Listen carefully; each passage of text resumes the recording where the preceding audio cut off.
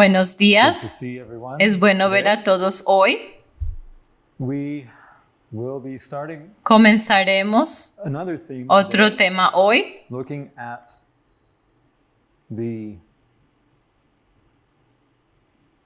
call of mirando the el birds llamado de las aves that Jesus, rather in Revelation 19, que it Jesús más speaks bien en of Apocalipsis the call 19 of the habla del birds llamado that de they las should eat aves much para que coman flesh. mucha carne. We'll start with that, Empezaremos and con we eso will look y at veremos the time frame that el that marco points de to tiempo al que in apunta more con más detail. detalle. I've titled today's He titulado la presentation presentación de Called, hoy Chosen, Llamados, and elegidos Faithful. y fieles. And that comes Y eso from viene the verse del that we'll versículo be looking at. que estaremos viendo. So we saw this scene Vimos before, esta escena antes where we have donde the tenemos series of the planets la serie de los along the planetas ecliptic, a lo largo de la eclíptica 10 planets 10 with planetas the comets con el 12P cometa 12P Pons-Brooks. And this is Y at the esto time of es en el the momento solar eclipse, del eclipse solar, where the moon and donde la luna y el the sun sol are both at the same están place. ambos en el mismo lugar. And this corresponds Y esto to corresponde this verse in a este Revelation versículo 19, en verse Apocalipsis 18, 19, versículo 18, where it says donde that ye may dice, eat the para que flesh comáis of carnes de kings, reyes and the y de flesh of capitanes and the y flesh carnes de of fuertes, mighty men, and the flesh of carnes de horses, caballos and of them y de that sus sit on jinetes them, and the flesh y of carnes all de men, todos, both free and libres y bond, esclavos, both pequeños small and y great. grandes. And we saw Y before vimos that there are antes 10 como hay classes 10 of clases flesh de that the carnes birds are que las called aves to eat. están llamadas a And here comer. we have Y aquí 10 tenemos birds, if 10 you will, aves flying in the midst volando of en heaven medio del cielo in this heavenly illustration. en esta ilustración celestial. Now, the first Ahora question la is, primera pregunta why es, birds? ¿por qué Why aves? does God use ¿Por the qué Dios symbolism utiliza el simbolismo birds? de aves? More often, Más a menudo, the moving heavenly los bodies cuerpos celestes en are movimiento identified as son angels identificados como in the ángeles Revelation. en Apocalipsis. So why are they specifically Entonces, ¿por mentioned qué as se mencionan específicamente como aves? we have Particularmente birds of prey? tenemos aves de rapiña. Well, Bueno, if we look at the si nos news fijamos en las that has been noticias coming out que han estado around saliendo this time en of the torno a eclipse, este momento del eclipse, one headline un says, titular dice, "A virus un 100 virus times 100 worse veces than peor the que el previous one anterior puts the world dangerously acerca al close mundo peligrosamente a pandemic." a una pandemia.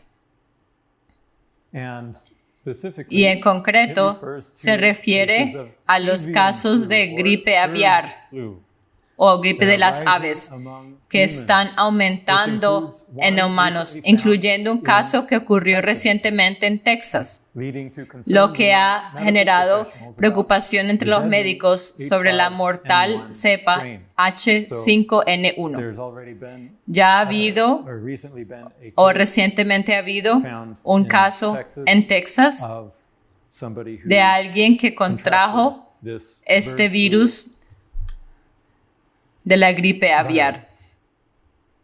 Another Otro titular headline from de yesterday, ayer in fact, dice, April 19th, 19 de abril, la cepa H5N1 H5N1 de la gripe aviar se encuentra en la leche, a representative dice of the un World representante Health de la Organization. Organización Mundial de la Salud. This strain has led to the Esta deaths of cepa ha tens of llevado millions of poultry, a la muerte de millones de aves de corral, pero también están infectadas las aves silvestres y los mamíferos terrestres y marinos. so it's been transferred Así to que ha sido transferido cattle, and that was how this al ganado person y así in fue como se Texas infectó got infected. esta He persona was en a farmer Texas, and he got it que era through the granjero y milk se from his contagió a través de la cows, leche, o mejor dicho, cows, a través de and las find it vacas, especially y lo in encuentran the sobre milk todo of en the la cow. leche de las vacas.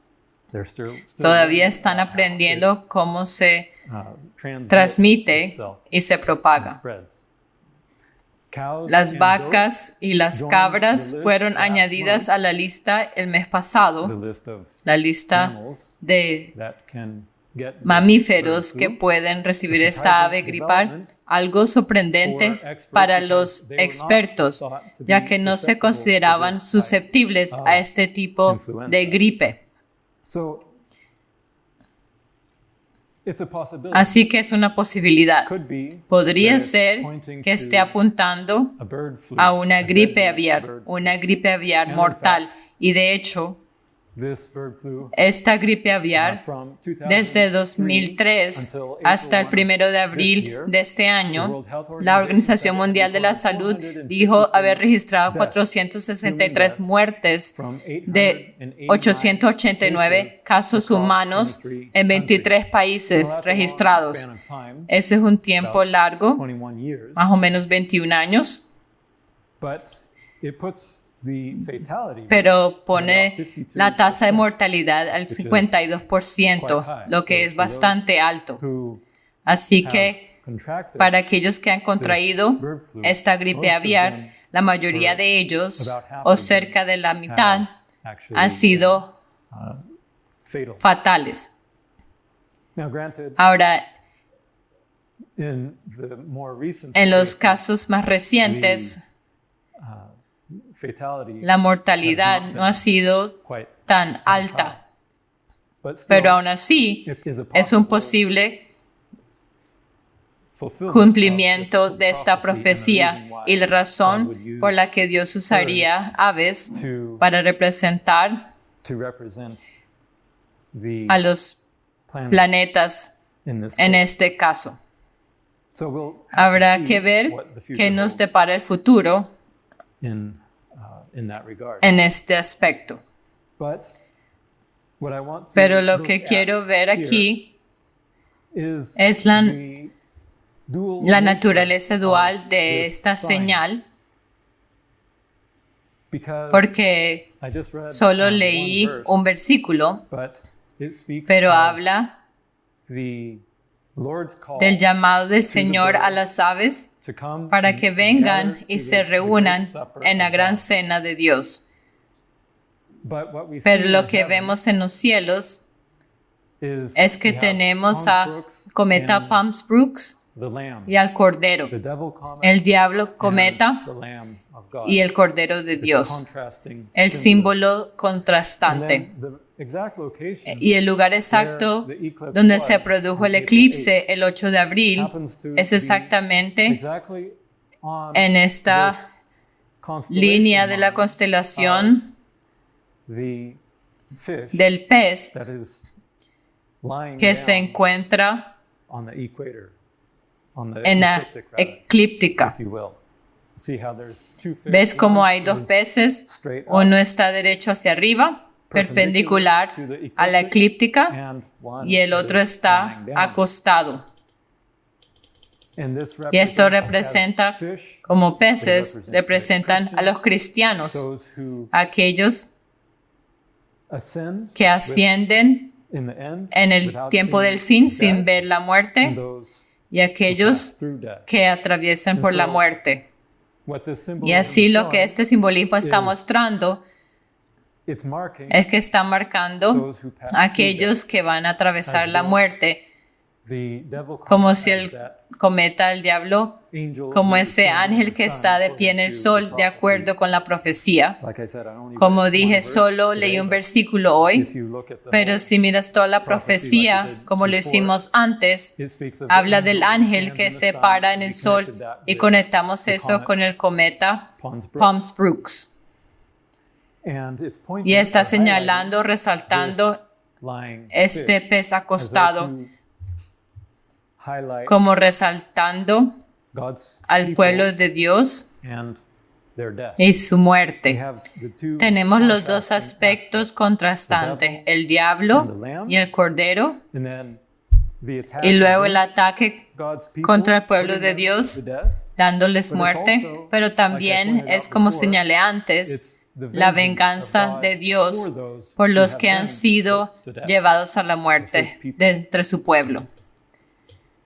Ahora, Este contraste se relaciona con el capítulo 17 de Apocalipsis. Voy a leer algunos versículos aquí, comenzando con el versículo 12. Y los 10 cuernos que has visto son 10 reyes que aún no han recibido reino.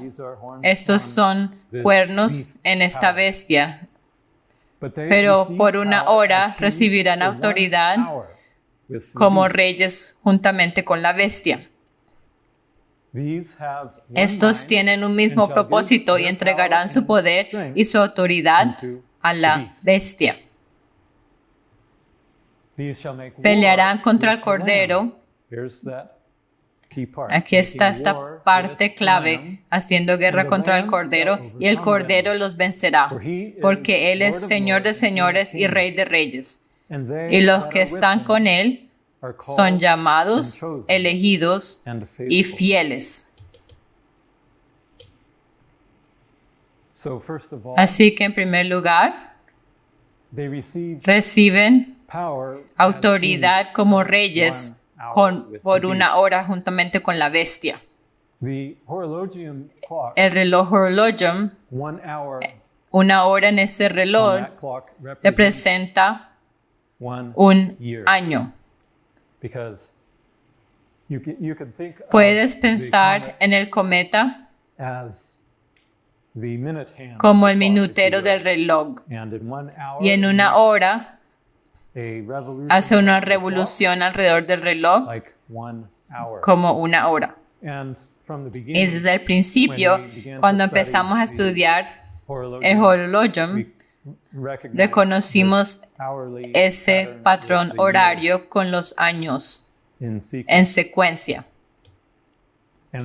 Y de hecho, los números romanos, 10 en punto apuntando al 2010, y así cada número yendo hacia arriba, 2011, 2012, 2013, hasta 2024 es la medianoche. Y ahí es donde estamos ahora, con el clamor de medianoche. Por lo tanto, en este momento, cuando tenemos esta hora, cuando se les da autoridad para reinar como reyes por esta hora, es entonces cuando esta guerra con el Cordero tiene lugar.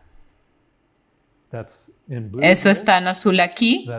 Esa es la hora. Este es el año desde el 28 de mayo hasta poco después, el 4 de junio de 2025. Así que comenzando poco después del tiempo presente. Menciona no solo que es una guerra contra el Cordero, sino también contra su pueblo. Él tiene gente con el pueblo. Los que están con él son llamados y elegidos y fieles. Ahora, esta guerra, ciertamente, en algún sentido, tiene lugar en la tierra. Y por lo tanto, el pueblo que está con él también están aquí con él en la tierra. Pero quiero fijarme especialmente en estas expresiones, estas palabras que son llamados, elegidos y fieles. Porque los que son llamados, si son llamados, ¿a qué somos llamados?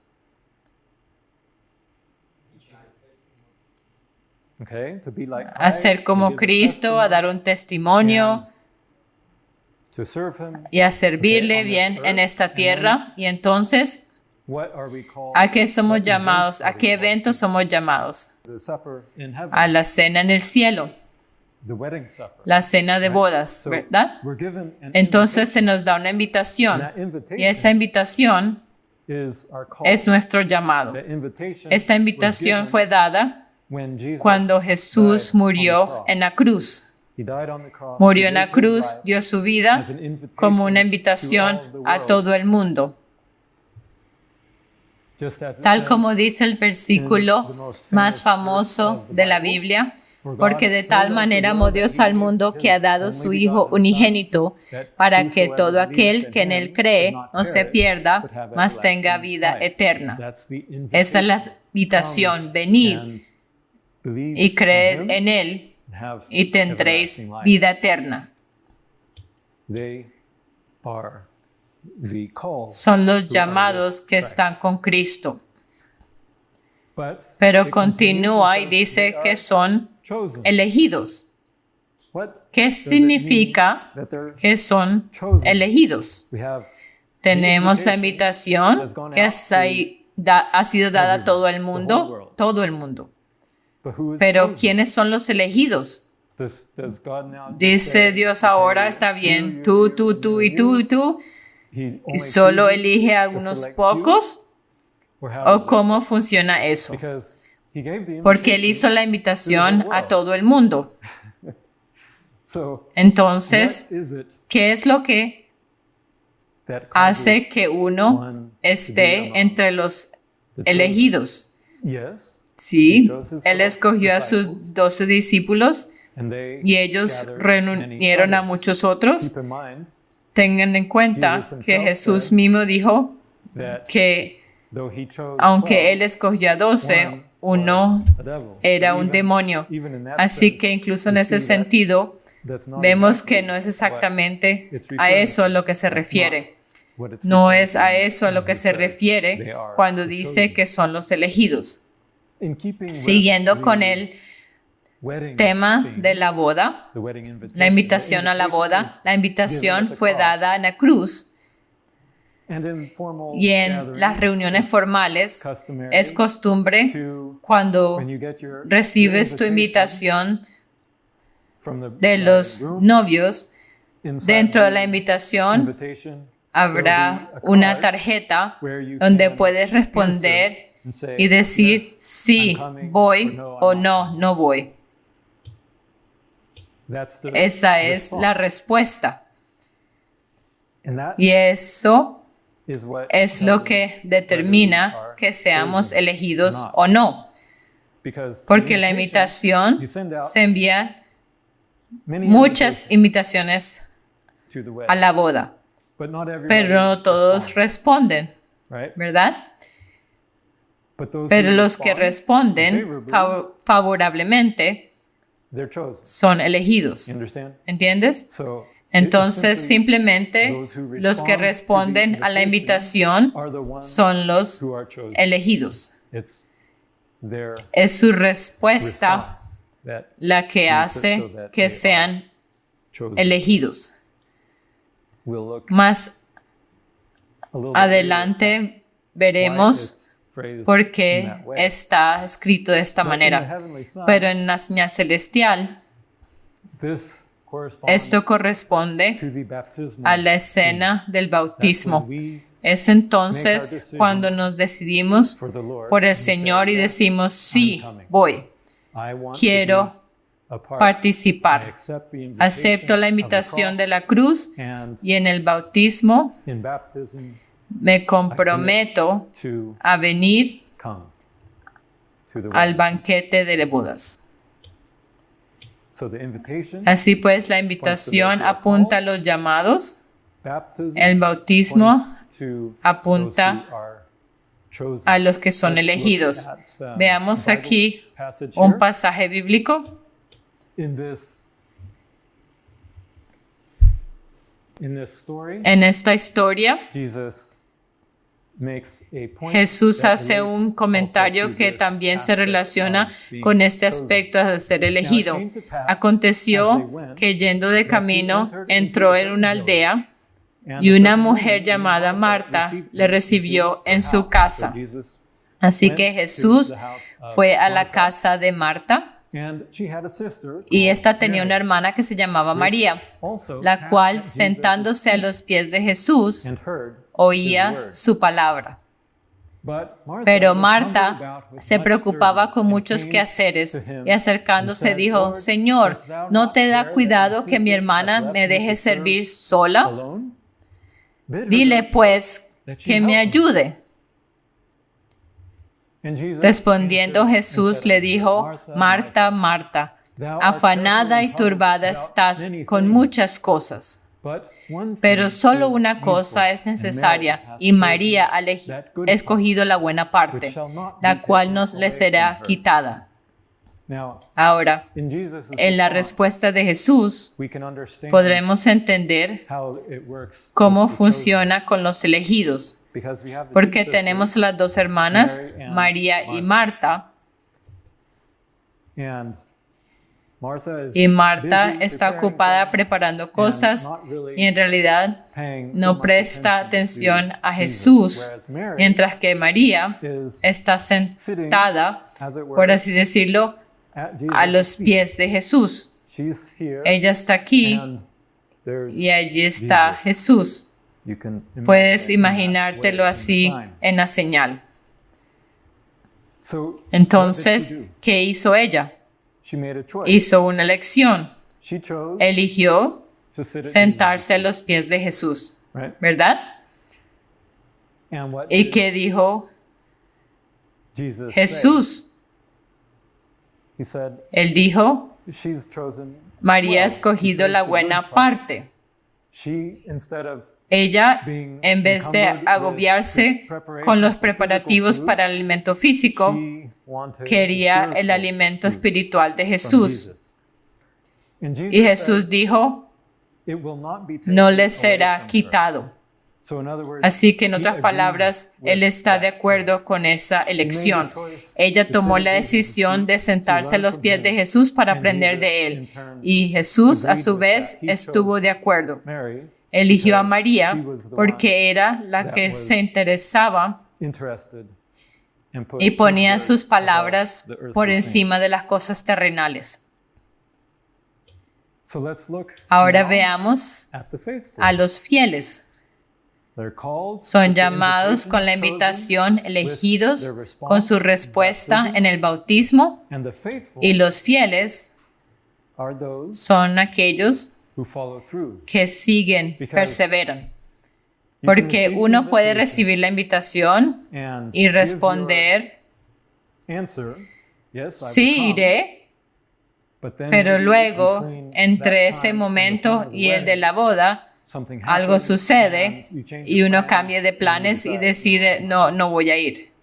Por eso, los fieles son los que realmente cumplen y al final acuden a la cena de bodas. Y esto lo vemos representado en Orión, donde está representado nuestro Señor y también representa esa ascensión, como vimos en el pasado. Amén. También es el testigo fiel. Hablaré de ello dentro de un momento. Entonces veamos esto en el contexto de toda la señal. En Apocalipsis 22, versículo 16, Jesús está hablando, dice, yo Jesús he enviado a mi ángel para daros testimonio de estas cosas en las iglesias. Yo soy la raíz y el linaje de David, la estrella resplandeciente de la mañana. Por lo tanto, Jesús está representado en Orión. Recuerda cómo hablamos la semana pasada. Hablamos del ángel, su mensajero. Él es el ángel del pacto y él envió a su ángel mensajero, representado por el horologium, para testificar estas cosas en las iglesias, las cuales están, por supuesto, representadas en el cuerpo del pez. Y luego dice, yo soy la raíz y el linaje de David. La raíz, puedes pensar en esto como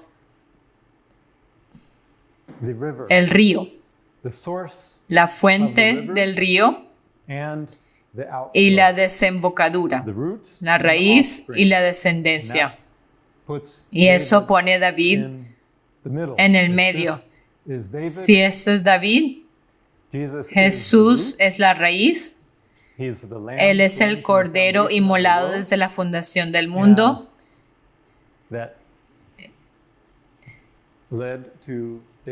Y eso llevó a David, y también es la descendencia de David, la raíz y la descendencia de David, o el linaje. Y por supuesto, aquí tenemos representada la iglesia de Filadelfia, donde Jesús también se presenta como el que tiene la llave de David. Y así, ahí es donde vemos a David siendo representado en la señal. Es en esa posición del bautismo. Y David era conocido como un hombre conforme al corazón de Dios. Y por supuesto, hemos visto cómo el corazón está representado por el río de sangre. Y Jesús también se identifica como la brillante estrella de la mañana. Hablamos la vez pasada como la estrella de la mañana es este ángel, su mensajero, preparando el camino, representado por el horologium. El pasaje continúa y el espíritu y la esposa dicen, el espíritu y la esposa Filadelfia dicen, ven, y el que oye diga, ven, y el que tiene sed, venga, y el que quiera, tome del agua de la vida gratuitamente. Así que aquí tenemos el espíritu y la esposa, y aquellos que escuchan lo que el espíritu y la esposa están diciendo, dando ese llamado a venir y beber del agua de la vida.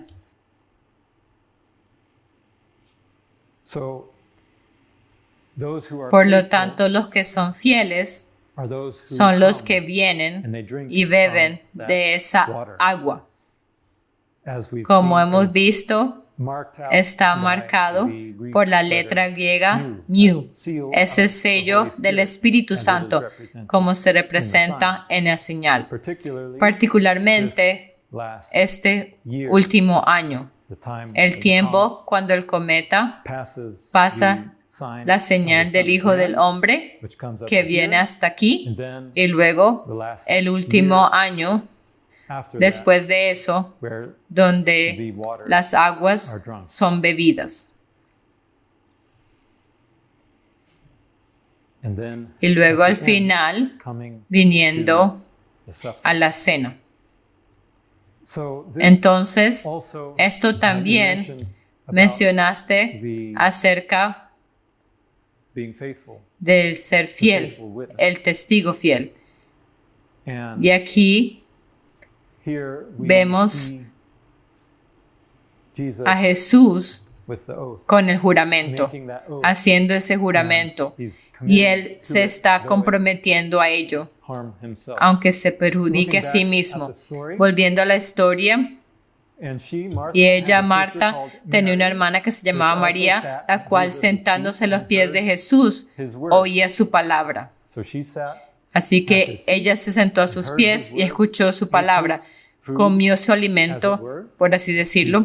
Hemos visto cómo el Espíritu, la paloma, representa ese alimento celestial que fue dado a los hijos de Israel en el desierto, el maná, porque ese es el recipiente de maná que fue puesto dentro del arca del pacto. La semana pasada hablamos del arca del pacto con los dos ángeles a cada lado, y dentro de esa arca está el recipiente de maná, así como las tablas de piedra. Entonces, María estaba tomando su parte de esa porción en el arca que Dios proveyó. Y si miramos en el Antiguo Testamento, donde esto se menciona, dice, y dijo Moisés, esto es lo que Jehová ha mandado. Llenad un gomer de él, el maná, que era una porción para un día. Llenad un gomer de él y guardadlo para vuestros descendientes, a fin de que vean el pan que yo os di a comer en el desierto, cuando yo os saqué de la tierra de Egipto.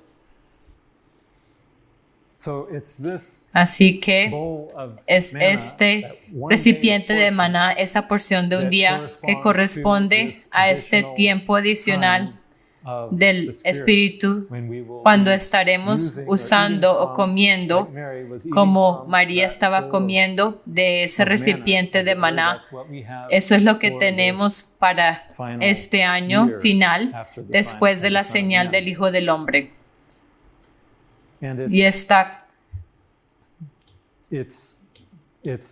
conectado con la salida de la tierra de Egipto. Y hemos visto cómo eso está representado desde el reloj saliendo, como ellos salieron medianoche. Cuando la medianoche sonó, entonces ellos salieron de Egipto. Fue a medianoche que ellos tuvieron la última plaga, la matanza de los primogénitos, y entonces temprano en la mañana ellos dejaron Egipto. Y eso es lo que la Pascua y las fiestas de la primavera estaban conmemorando. Era ese evento, el paso del ángel en ese momento, cuando sus primogénitos fueron muertos. Entonces, esto corresponde al tiempo de las fiestas de primavera. Y lo que quiero hacer es mostrarles brevemente un pequeño estudio.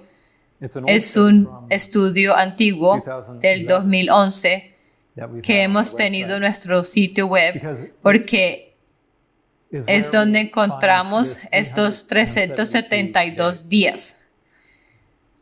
Viene de un estudio de las fiestas y particularmente de los sacrificios que hacían durante esos tiempos de fiesta. Así que en el tiempo de la Pascua, que fue cuando Dios instituyó las fiestas, y después de eso, cuando llegaron a la tierra, siempre celebrarían esas fiestas, recuerdo del evento de la Pascua. Y él dio instrucciones particulares de cómo se debía celebrar y qué sacrificios se debían dar. Y es profundo lo que resulta de esto. Así que voy a leer este pasaje que nos muestra qué sacrificios se especificaron. Dice en Números 28, y ofreceréis como ofrenda encendida en holocausto a Jehová 2 becerros de la vacada y un carnero y 7 corderos de un año. Serán sin defecto. Así que 10 animales aquí, 2 becerros, un carnero y 7 corderos de un año. Entonces, esto era para las fiestas de primavera.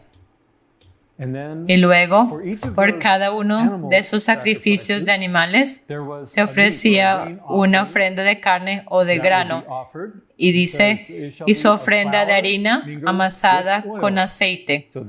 Así que tenemos el simbolismo que apunta a la paloma, donde sé que esté ahora, la tengo escondida en mi señal, pero apunta a la paloma que representa el aceite, así como el pan del cielo, el maná. Así que la harina amasada con aceite apunta a esas porciones y queremos saber cuántas porciones tenemos. Y de aquí es de donde viene. Se trata de cuánto se especificaba que se debía ofrecer con esos sacrificios, cuánta harina amasada con aceite que se debía ofrecer con el sacrificio. Dice 3/10 con cada becerro y 2/10 con cada carnero, y con cada uno de los 7 corderos ofreceréis 1/10. Así que una proporción diferente para cada animal que ofrecían, y así cada vez que ofrecían un novillo, ofrecían las 3/10 de una porción. Y luego, para los 7 corderos, tenían la 10ª parte. Y un macho cabrío por expiación, no había aceite o harina que se ofrecía con eso. Un macho cabrío por expiación para reconciliaros. Así que estos son los animales, y con cada uno, excepto el macho cabrío, habría una ofrenda de grano de harina mezclada con aceite. Esto ofreceréis además del holocausto de la mañana, que es el holocausto continuo. Así que eso era parte de la ofrenda matutina y vespertina que harían cada día. Y finalmente dice, conforme a esto ofreceréis cada uno de los 7 días de las fiestas de primavera. Vianda y ofrenda encendida en olor grato a Jehová se ofrecerá además del holocausto continuo con su libación. Así que vemos que a través de las fiestas de primavera ofrecían todos estos animales, y con los animales tendría la ofrenda de grano, que era harina amasada con aceite, señalando porciones del Espíritu Santo y la palabra de Dios combinadas juntas, como en el estudio de la palabra de Dios con el Espíritu Santo. Y estas porciones eran dadas por número, así que tú puedes sumar cuánto eran, cuántas porciones había en la temporada de fiestas de primavera. Y cuando haces eso, encontrarás que había 51 porciones, porque especifica. Y no voy a ir a través de todos esos cálculos, ese no es el punto, pero solo quiero que vieras cómo está establecido, cómo Dios lo estableció. Y al final resultó que había suficientes porciones de harina y aceite para 51 días para los que participaron en ellas. Ahora es interesante porque 51 días fue exactamente la cantidad de tiempo desde la crucifixión de Jesús hasta que el Espíritu Santo fue derramado en Pentecostés. 51 días. Hubieron 49 días y luego el día siguiente fue Pentecostés y luego un día antes de la resurrección también. Así que desde la crucifixión hasta que el Espíritu Santo fue dado en el lluvia temprana en Pentecostés sobre los discípulos. Habieron 51 días. Por lo tanto, corresponde a un periodo particular de tiempo cuando esas porciones serían necesarias. Y está relacionado con la cruz y con el derramamiento del Espíritu Santo en la lluvia temprana. Los sacrificios de primavera correspondían a la lluvia temprana en el momento de la crucifixión de Jesús, pero también había sacrificios de otoño.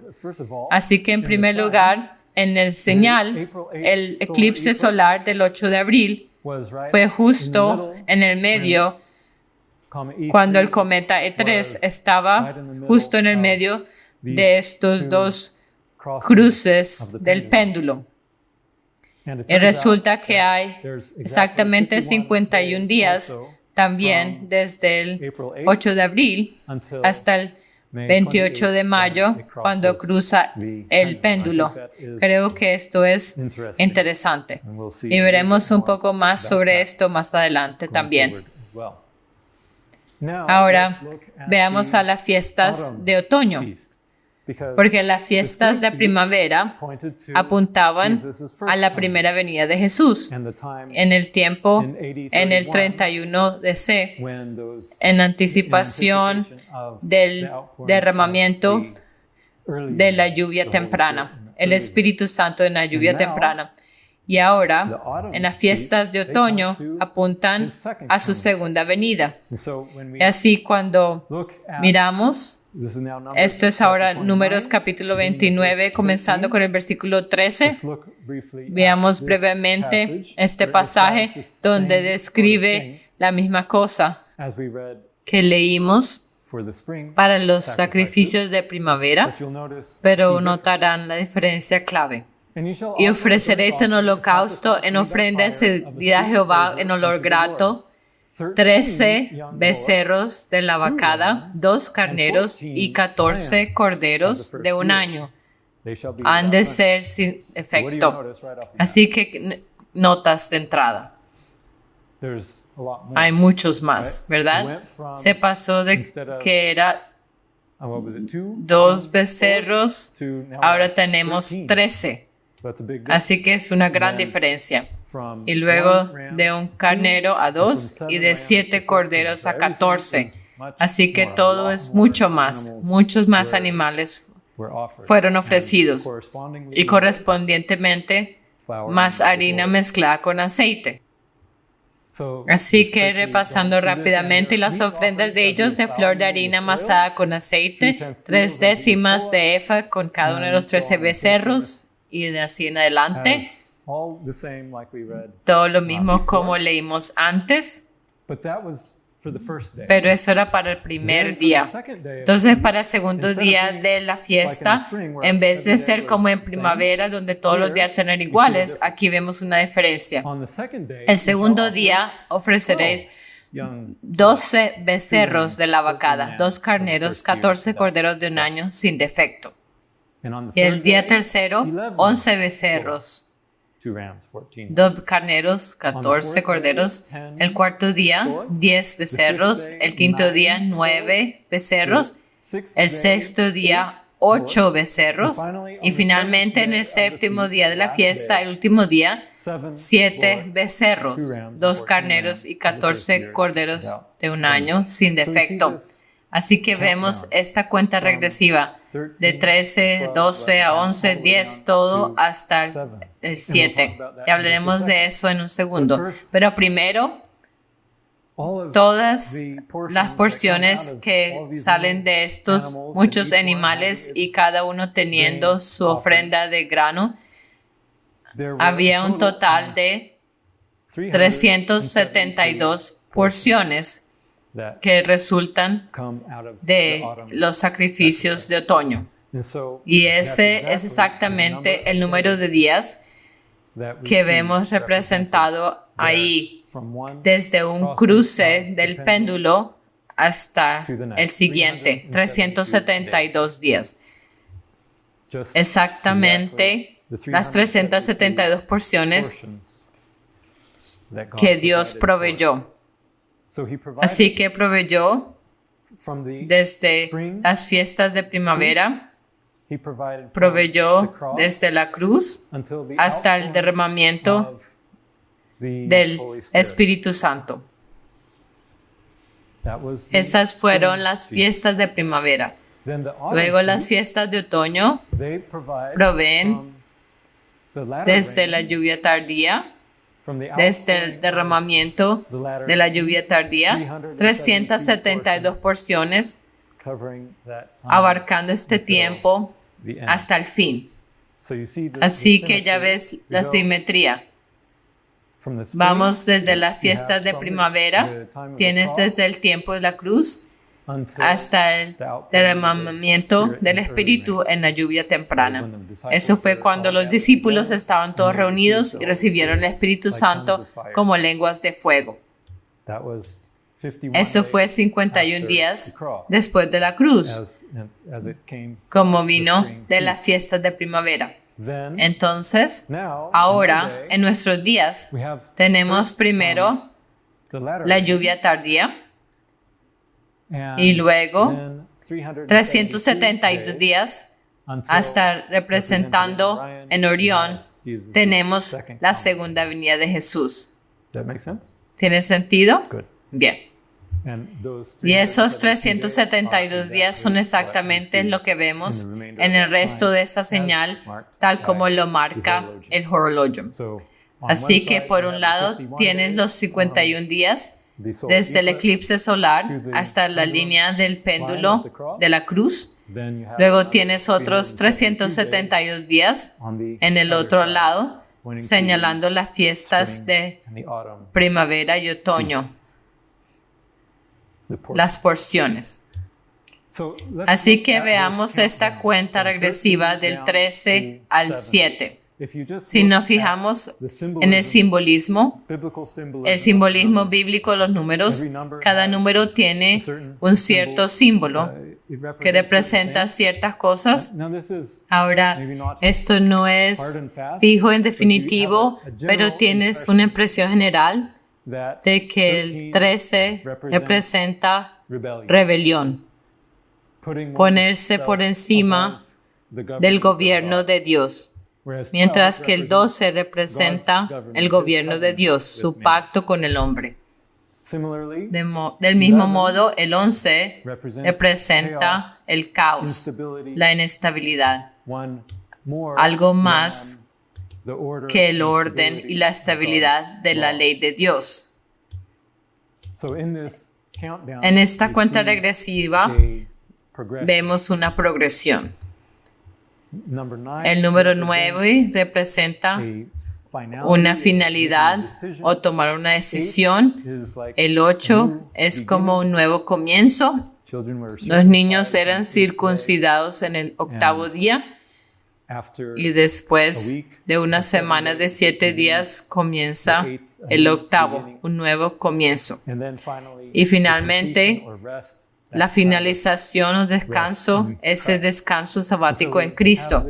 Así que tenemos esta progresión desde la rebelión, entrando en orden con el pacto de Dios, renunciando a ese caos e inestabilidad y sometiéndose a la ley de Dios, tomando una decisión por el Señor, encontrando un nuevo comienzo y completando, finalizando eso en el descanso de Cristo. Ahora, esta progresión debe relacionarse con los 372 días de este tiempo en el fin, porque eso es de esos sacrificios que fueron ofrecidos, debe corresponder a ese periodo. Y si miramos a la iglesia de Esmirna, la carta de Jesús a la iglesia de Esmirna, ellos son los que se destacan especialmente en este tiempo debido a las pruebas, la tribulación. Y eso es lo que Jesús les aconsejó y los animó y consoló con respecto especialmente a esas pruebas. Y veamos su carta. A ellos es corta, solo unos pocos versículos, comenzando en Apocalipsis 2:8. Escribe el ángel de la iglesia en Esmirna: el primero y el postrero, el que estuvo muerto y vivió, dice esto. Así que primero que todo tenemos al Cordero inmolado desde la fundación del mundo, y el último en el horologium, el tiempo del juicio, que estuvo muerto en la cruz y vivió, ha resucitado.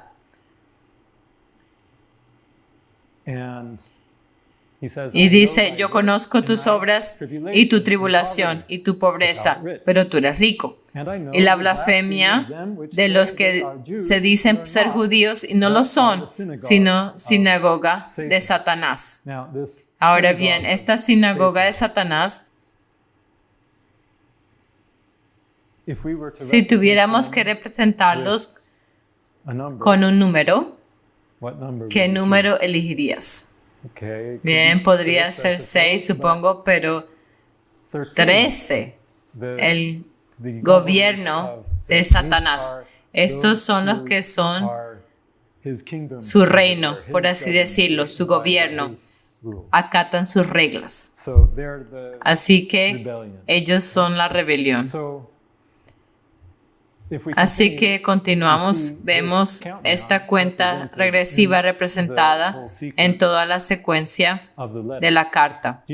Jesús continúa y dice, no temas en nada lo que vas a padecer. Así que Jesús dijo, Jesús siempre echaba fuera el miedo, el temor. Y Él le dijo a su pueblo siempre cuando tenían temor, no temas. Está bien. Entonces, Él dice otra vez, no temas en nada lo que vas a padecer, porque están en su reino. Y su reino de amor, el amor perfecto, echa fuera el temor. Así que podrías conectar esto con el pacto. Y luego continúa y dice, he aquí el diablo echará a algunos de vosotros en la cárcel para que seáis probados. Así que ahí está ese caos y esta inestabilidad. No estoy seguro de lo que está pasando. Ahí está el aspecto de la guerra. Y tendréis tribulación por 10 días. Por lo que uno incluso está escrito en el texto. Por cierto, para entender eso proféticamente, lo que son esos 10 días, debemos entender que aquí tenemos representado un día. Es la porción de un día que se mantuvo en el arca y que corresponde a un año. Así que la tribulación por 10 días sugeriría 10 años. Y este es solo el último, yendo de 2024 a 2025. Así que si restas 10 años, llegas a 2015. ¿Y qué pasó en 2015? La imagen de la bestia se estableció en los Estados Unidos cuando el 26 de junio de 2015 la Corte Suprema dictaminó que el matrimonio homosexual era la ley de la tierra. Y eso comenzó lo que realmente ha llegado a ser un ambiente bastante caótico y problemático que ha creado para los Estados Unidos y el mundo entero, porque los Estados Unidos más o menos lidera el mundo en esas cosas. Así que todo ese movimiento woke ha surgido realmente desde ese momento en el 2015. Estos son los 10 días de tribulación que culminan en este último año, cuando es realmente una tribulación física y agotadora. El pasaje continúa, sé fiel hasta la muerte. Así que hay esa finalidad, esa decisión, hacer el compromiso a pasar la muerte. Y yo te daré la corona de la vida, el nuevo comienzo. Así que vemos la cuenta regresiva en el texto de su carta a la iglesia de Esmirna y concluye, el que tiene oído oiga lo que el Espíritu dice a las iglesias. El que venciere no sufrirá la daña de la segunda muerte. Así que vencer es la finalización y llegas al descanso. Así que tenemos estos 372 días que están representados y esa cuenta regresiva desde la rebelión hasta el descanso en Cristo. Todo eso corresponde a ese tiempo. Los 372 días provienen de esos sacrificios de otoño y también esa cuenta regresiva. Es un proceso de purificación. Como vimos antes, Él se sienta como un refinador purificando a los hijos de Leví.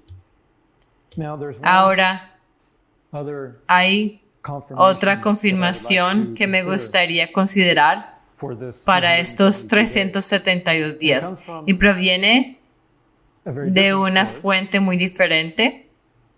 Es un artefacto de la historia.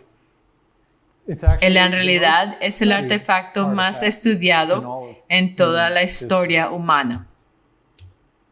El único problema es que probablemente hayas oído hablar de él, pero lo has descartado, al menos si eres como yo. Ni siquiera lo pensaste 2 veces, porque cuando te lo presentaron como un engaño católico y una farsa medieval. Algo de la Edad Media, donde falsificaban ese artefacto para hacer dinero para la iglesia. Y así es como llegué a entenderlo, y por lo tanto nunca lo consideré hasta que, por casualidad, si se puede llamar así, esta semana un video había llegado a mi lista de videos y hablaba de ese artefacto. Y no era desde una perspectiva católica, sino protestante. Y ellos lo apoyaban. Y yo estaba diciendo, ¿en serio? Así escuché la evidencia por primera vez. Y eso es lo que quiero mostrar primero, porque tengo que introducir esto. En realidad no es necesariamente un gran punto que quiero hacer, pero para llegar a eso tengo que hablar de este artefacto un poco primero, durante algunos minutos. Y a lo que me refiero es el sudario de Turín. ¿Alguien ha oído hablar de esto en primer lugar? ¿No? ¿Nadie ha oído hablar de ello? Sí. Bueno, fue fotografiado por primera vez, déjeme empezar ahí, en 1898. Y lo que es una tela de lino. Y tiene en ella, si se puede ver, una imagen tenue de un hombre. ¿Lo ven? Hay una parte delantera del hombre y luego una parte trasera. ¿Lo ven? ¿Ves la cara aquí? Están los brazos, hay una mano, otra mano que cruza y luego las piernas muy tenues en esta tela de lino. Y en este lado está la parte de atrás de su cabeza y luego la espalda y las piernas. Y esto ha llamado la atención a lo largo de los años por lo que pretende ser. ¿Puedes adivinar, basándote en esto, lo que es dicho? ¿Cuál es la pretensión de esta tela de lino con esta imagen de un hombre? Se propone que esta es la misma tela de lino en la que Jesús fue puesto en su tumba. Se basa en esta imagen tenue de la parte delantera y trasera de un hombre. Así que mucha gente, por supuesto, siendo escépticos, dicen, oh, eso es solo una obra de arte, está esbozado allí, lo que sea, y la iglesia lo utilizó para sus propios fines. Por cierto, solo estaba en la posesión de la iglesia desde 1983 o por ahí. Antes de eso, había cambiado de manos y tiene una larga historia. Pero en 1978, un equipo de 33 científicos se reunió para estudiar este sudario de Turín. Se llama sudario de Turín porque ahí es donde se encuentra, en Turín, Italia. Y estas imágenes provienen del video que mencioné. Así, aquí es donde se reunieron, trajeron 10 toneladas de equipo en 70 cajas para analizar este sudario de diferentes maneras, tratando de entender qué es, de dónde vino esta imagen. Y le hicieron varias pruebas usando varios tipos de equipos. No voy a leer todos los nombres de todo, pero verás que hicieron una variedad de diferentes tipos de análisis, mirando las partículas, mirando la sangre que estaba en el sudario de lino.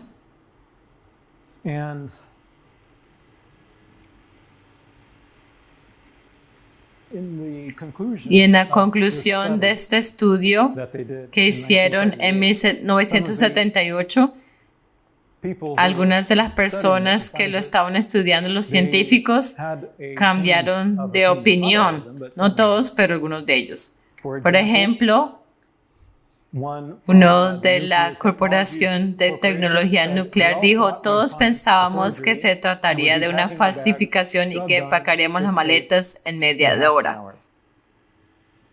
Pero tuvieron un periodo de 5 días para estudiarlo que tuvieron a su disposición y trabajaron sin descanso durante ese tiempo. Otra persona dijo: estaba convencido de que era una falsificación, pero ahora ya no me cabe ninguna duda de que en el sudario hay un hombre flagelado y crucificado. Así que, de nuevo, estos científicos que lo estudiaron reconocieron que esto no es una falsificación, no es solo una obra de arte. No sabemos cómo se produjo esta imagen, pero la persona que vemos aquí solo se corresponde con una persona conocida en la historia. Por supuesto, sería Jesucristo. Así que entre las pruebas que hicieron, miraron, por ejemplo, el polen. Estas son muestras de algunos de los pólenes que se habían recogido en este sudario de lino. Y los analizaron utilizando microscopía electrónica y encontraron que había un buen número de diferentes plantas de las que provenían, muchas de las cuales procedían de la tierra de Jerusalén. A pesar de que el propio sudario, después de cientos de años, no había estado en ese lugar. Además, encontraron algunas partículas de piedra caliza por toda la tela. Y cuando analizaron la naturaleza química de esa piedra caliza, descubrieron que tenía exactamente las mismas características que la piedra caliza que se encuentra en las tumbas y cuevas alrededor de Jerusalén. En cuanto a cómo apareció la imagen, se puede mirar de cerca las fibras y se ve aquí, es una parte donde está manchada con la sangre. Y se ve cuando se mira de cerca, se ve el color rojo de la sangre. Y se puede ver cómo afecta a las fibras un poco, haciendo que se peguen. Mientras que aquí, eso es parte de la imagen. Y cuando se mira de cerca, no se ve nada. Esta es una de las partes más prominentes, más visibles, la punta de la nariz.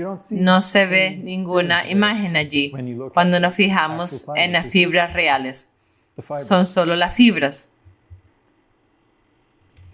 Aquí hay una vista aún más cercana a las fibras y se puede ver que es solo un poco de decoloración en las fibras de este sudario de lino. Incluso es solo en la capa superior de las fibras. Ni siquiera penetra profundamente en la tela, solo en la capa superior de las fibras. Otro aspecto interesante es que si nos fijamos en el tono de la imagen, hay partes más claras y partes más oscuras.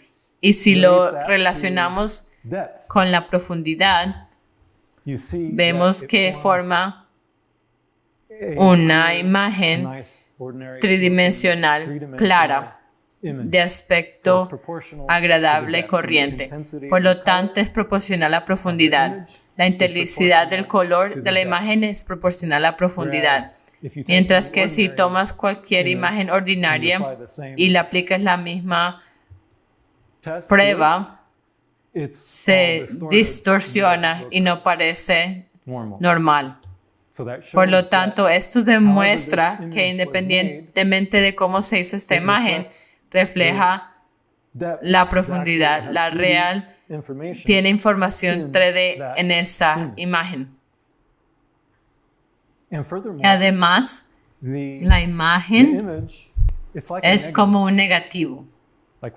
Como cuando tomas una foto con una cámara de película y tienes el negativo, luego tienes que revelar el rollo para convertirlo en un positivo. Pero el caso es que, aunque fuera de la Edad Media, fue mucho antes de que se inventara la fotografía. No tenían el concepto de negativo. Ellos no harían obras de arte en forma negativa. Además de eso, no hay rastro de ningún pigmento, no hay productos químicos encontrados en la tela que fueron utilizados en cualquier tipo de obra de arte de cualquier otra cosa en esa época. Y por lo tanto, en su informe, después de 3 años de analizar la información que recogieron de este sudario, ellos concluyen por ahora que la imagen del sudario es la de una forma humana real de un hombre flagelado y crucificado. No es el producto de un artista. Las manchas de sangre están compuestas de hemoglobina y dan positivo en la prueba de albúmina sérica. En otras palabras, es sangre real con la que se tiñe y no solo algún colorante rojo. Y así, esta es la conclusión de estos científicos que lo estudiaron. Por lo tanto, es un sudario auténtico de una persona crucificada y azotada. Ahora, otro detalle sobre esta tela de lino es un material muy caro y de alta calidad que solo una persona rica podría comprar. Y alguien que fue un criminal y crucificado no sería de la misma clase que podría comprar una tela tan cara como ese sudario. Pero ya conoces la historia de Jesús. ¿Quién le dio su tumba? Fue José de Arimatea y fue su lienzo, el sudario que tenía y en el que envolvió el cuerpo de Jesús. Y era un hombre rico. Sí, gracias. Hay muchas heridas que puedes ver las marcas de los azotes en ambos lados. Esta es la parte trasera del hombre. Y aquí hay una vista más cercana y se ven las muchas marcas de azotes en diferentes ángulos en su espalda. No solo en su espalda, sino también en la parte delantera. Y aquí es donde se conecta con lo que hemos estado hablando de estos 372 días. de una manera muy interesante. Un estudio de 2010 del sudario llamado Nuevo Tratamiento de Imágenes de las marcas de flagelos del sudario de Turín.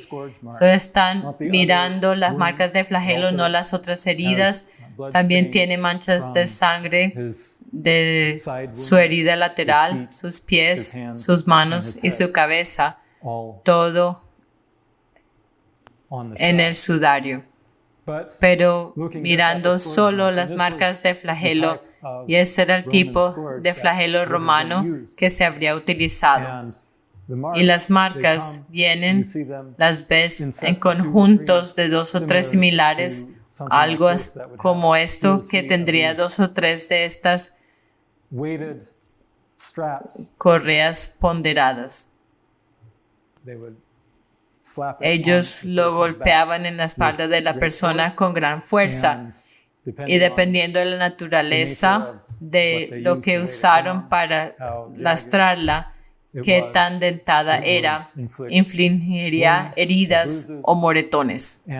Y era un castigo bastante severo. Por lo tanto, Pilato quiso hacer eso como un compromiso. Los sacerdotes entregaron a Jesús o le pidieron que fuera crucificado y él dijo, ¿por qué? ¿Qué ha hecho? Y al final decidió, está bien, lo azotaré. Eso lo deja ya medio muerto. Eso debería ser suficiente y ellos deberían estar contentos con eso, pero no estaban contentos con eso y querían crucificarlo. Y por lo tanto era muy raro que alguien que había soportado tal flagelación fuera además crucificado. Pero en este estudio de 2010 contaron las más prominentes de las marcas de flagelación que destacaron. Esta es una imagen de ese estudio y resaltaron las marcas de azote que eran las más prominentes. Y lo que encontraron fue que había 159 manchas de sangre en la parte frontal de su cuerpo. Eso sería, entonces se envolvía alrededor de sus piernas o brazos hacia el frente. Porque lo hacían poner sus manos en un poste y luego lo azotaban en la parte posterior. 159 manchas de sangre en el frente y 213 manchas de sangre en la espalda. Y cuando se suman, como se hace en el artículo, 372 manchas de sangre. Estas fueron las manchas de sangre más evidentes de las marcas de azote que se han marcado en este estudio. Hay un versículo en Isaías capítulo 53, dice, mas el herido fue por nuestras rebeliones, molido por nuestros pecados. El castigo de nuestra paz fue sobre él, y por su llaga fuimos nosotros curados. Así que esto lo hace una imagen muy real. Fue golpeado 372 veces. Esas son las más evidentes que apuntan a este año de tribulación, durante el cual somos curados. Eso es lo que está señalando. Por sus llagas hemos sido sanados. En ese periodo de 372 días. Sí, Ciertamente llevó Él nuestras enfermedades y sufrió nuestros dolores, y nosotros le tuvimos por azotado, por herido de Dios y abatido.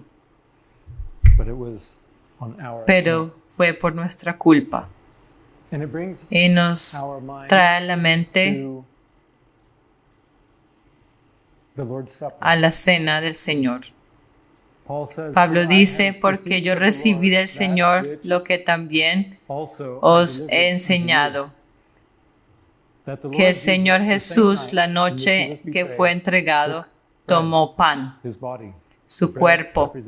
El pan representa su cuerpo, como vemos en Orión. Y habiendo dado gracias, lo partió y dijo, tomad, comed, esto es mi cuerpo, que por vosotros es partido. Haced esto en memoria de mí. Vemos el cuerpo de Jesús representado en Orión. Vemos el lagar representado en el horologium, el cuerpo y la sangre de Jesús. Asimismo tomó también la copa después de haber cenado, diciendo, esta copa es el nuevo pacto en mi sangre. Hacer esto todas las veces que la bebieres en memoria de mí. Así pues, todas las veces que comieres este pan y bebieres esta copa, la muerte del Señor anunciáis hasta que Él venga. Y ahora estamos en ese tiempo en el que Él viene. Este es el día del Jehová. Es el día de su venida, el año. Y Jesús mismo, en el capítulo 26 de Mateo, dijo, porque esto es mi sangre del nuevo pacto, que por muchos es derramada para remisión de los pecados. Ahí tenemos de nuevo ese aspecto de curación. Y os digo que desde ahora no beberé más de este fruto de la vid, hasta que el día en el que beba nuevo con vosotros en el reino de mi Padre. Así que con esto, con esta conmemoración, quiero invitar formalmente a todos a participar en un servicio de comunión de la Cena del Señor el 24 de mayo de este año, después de la puesta del sol. Elegimos este día porque es el aniversario. Fue el 24 de mayo del año 31 de C, cuando Jesús tuvo su última cena con sus discípulos, cuando bebió por última vez del fruto de la vid. Y así es también en conmemoración de su muerte, su sepultura y su resurrección. Su cuerpo y su sangre fueron dados por nosotros para que pudiéramos entrar en este tiempo, en este año final, con todas nuestras porciones del maná del arca celestial. Y con esto concluyo y solo quiero reflexionar sobre el significado de lo que Jesús hizo por nosotros. Y siempre podemos reflexionar sobre su sacrificio, porque siempre es relevante para nosotros, incluso hoy, en todo lo que hacemos. Pongámonos de pie para orar. Querido Padre Celestial, te damos gracias por haber dado a tu Hijo como sacrificio por nuestro pecado.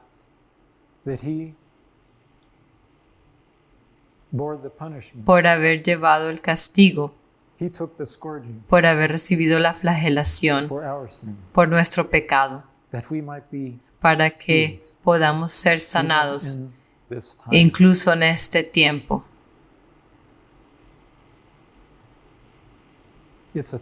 Es un tiempo